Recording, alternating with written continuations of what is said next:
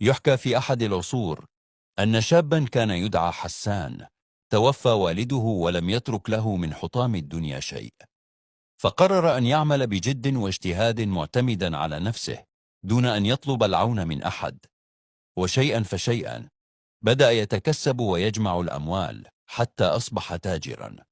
وكان لحسان ابنة عم تدعى صفية، كانت جميلة وعرفت بأخلاقها الطيبة ورجاحة عقلها، غير أنها كانت تتصف بصفة جميلة منذ صغرها، وهي صفة الوفاء التي كانت تميزها بشكل كبير عن باقي النساء.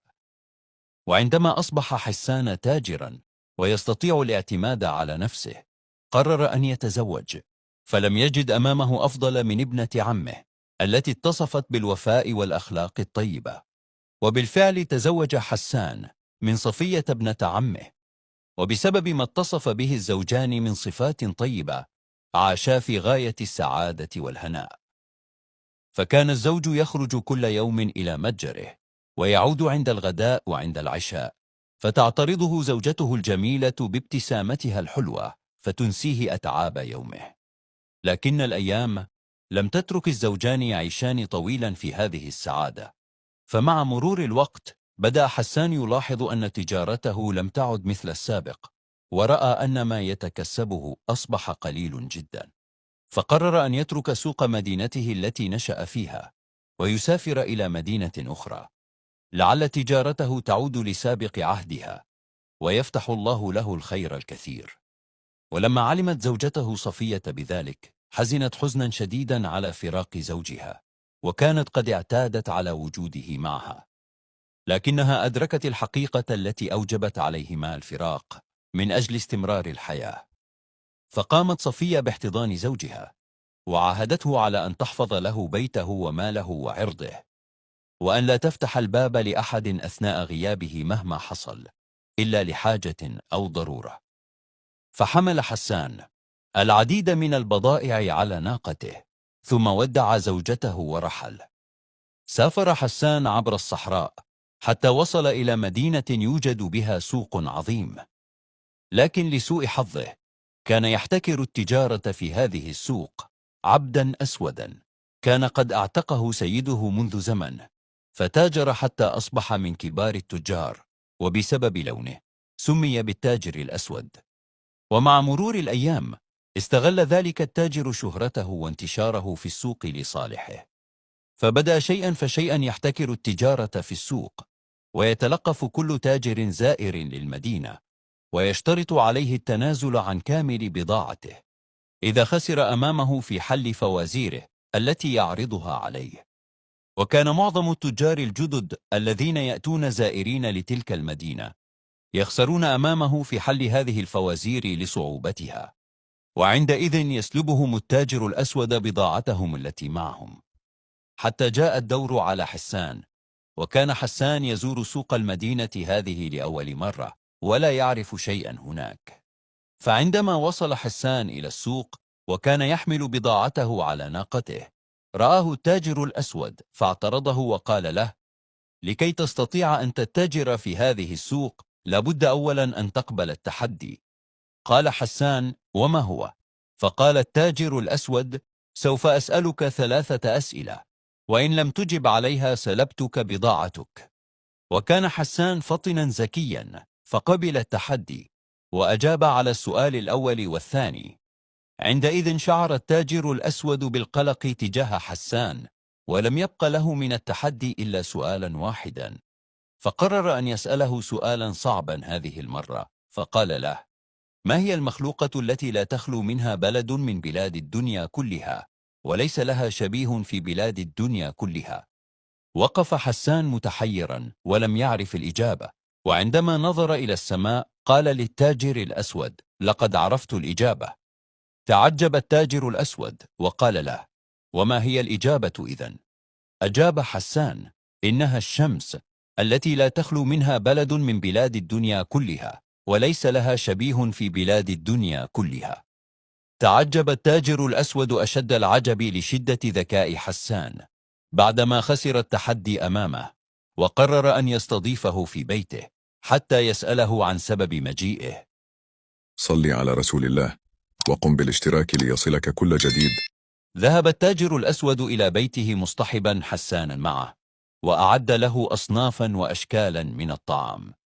وبعدما أكل وشرب، قال التاجر الأسود لحسان: قل لي الآن، لماذا تركت قريتك ومدينتك وجئت إلى هنا؟ فقال حسان: لقد عانيت مؤخرا من التجارة في سوق مدينتي، فتركت زوجة وفية لا رفيق لها، والتي لا تغادر الدار أبدا، ولا أحد من أهل المدينة يعرفها أو يعرف شيئا عنها سوى الوفاء والسمعة الطيبة. وقررت أن آتي إلى هنا لعل تجارتي تزدهر مرة أخرى. ضحك التاجر الأسود من كلام حسان وقال مستهزئا: هل قلت في كلامك أنك متزوج من زوجة وفية؟ قال حسان: نعم، ولكن ما الذي جعلك تضحك من كلامي؟ قال التاجر الأسود: يستحيل أن تجد زوجة وفية في هذا الزمان. قال له حسان: أنت مخطئ، فربما تعتقد ذلك لأنك لم تتزوج من إحداهن. فقال التاجر الأسود: وكيف تعرف أن الزوجة بها صفة الوفاء؟ قال حسان: علامة الزوجة الوفية هي التقى والصلاح والخوف من الله. لم يقتنع التاجر الأسود من كلام حسان، وقرر أن يتحداه مرة أخرى، فقال له: إن كنت واثقا في زوجتك وأنها وفية لك كما تقول، فهل تدخل معي في تحد جديد؟ قال حسان: وما هو ذلك التحدي؟ فقال التاجر الأسود: أنا أستطيع أن أثبت لك عكس ما تقول، وأنه لا يوجد زوجة وفية في هذا الزمان، وإنني قادر على أن أجلب لك شيئا من ملابس زوجتك. استنكر حسان هذا الكلام وقال: مستحيل أن يحدث ذلك. فقال له التاجر الأسود: لندخل إذن في رهان، فإن جلبت لك شيئا من ملابسها أصبحت كل بضائعك تابعة لي، وإن عجزت عن ذلك أصبحت كل ممتلكاتي من نصيبك. واتفق الاثنان على هذا الرهان. سافر التاجر الأسود إلى مدينة حسان وسأل عن منزله، وعندما وصل إليه وجد بابه وقد تغطى بالغبار، وكأنه لم يفتح منذ فترة طويلة. مكث التاجر الأسود أياما وأياما وهو يمني النفس بفتح الباب ورؤية الزوجة، ولكن مرت الأيام دون جدوى، وهو يجلس بالقرب من البيت ينتظر خروج زوجة حسان، حتى كاد أن ييأس من محاولاته ويعود إلى مدينته ويعترف بفشله أمام حسان ويخسر كل أملاكه. وبينما هو كذلك مرت أمامه امرأة عجوز، فسألته عن سر بقائه لعدة أيام أمام هذا الدار، فقص لها التاجر الأسود حكايته. فوعدته المرأة العجوز بالحصول على مبتغاه، لكن بمقابل فقال لها التاجر الأسود: إن أتممت المهمة فلك ما تريدين. فذهبت العجوز ودقت على الباب وادعت أنها امرأة فقيرة، وأخذت تنادي وهي تطلب من صاحبة الدار أن تعطيها شيئا يقيها من حرارة الشمس.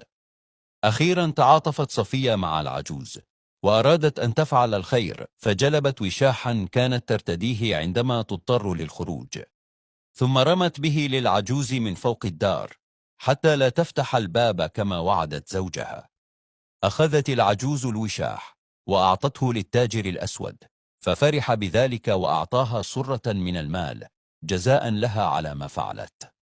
ثم عاد التاجر الأسود مسرعا إلى المدينة، ولما وصل إلى صاحبه أخبره أنه جلس مع زوجته وتثامر معها، ثم مد له الوشاح دليلا على صدقه. دهش حسان من ذلك وحزن حزنا شديدا، لا لضياع ممتلكاته بل لضياع وفاء زوجته له. خسر حسان كل ممتلكاته، وأصبح لا يملك شيئا من بضاعته التي ذهب ليتجر بها، فعاد إلى مدينته حزينا. وعندما وصل إلى بيته كان غاضبا، فدفع الباب دفعا ودخل، ولم ينتبه أن غبار الأيام لا زال يوجد على الباب منذ أن ترك زوجته. وعندما رأى زوجته صاح في وجهها وقال: لم أكن أتوقع منك ذلك. فقالت له زوجته: ماذا تقصد بكلامك هذا؟ فأخرج حسان الوشاح وأعطاه لها، تعجبت صفية مما رأته أشد العجب، وقالت لزوجها: كيف وصل إليك ذلك الوشاح؟ فقص حسان لزوجته ما حدث له مع التاجر الأسود إلى أن وصل ذلك الوشاح إليه. عندئذ أدركت صفية ما جرى لها ولزوجها، وكانت فطنة ذكية، فقالت لحسان: لقد احتال ذلك التاجر عليك بعدما خشي أن يخسر بضاعته وممتلكاته أمامك، كما احتالت علي تلك العجوز الخبيثة. صل على رسول الله وقم بالاشتراك ليصلك كل جديد.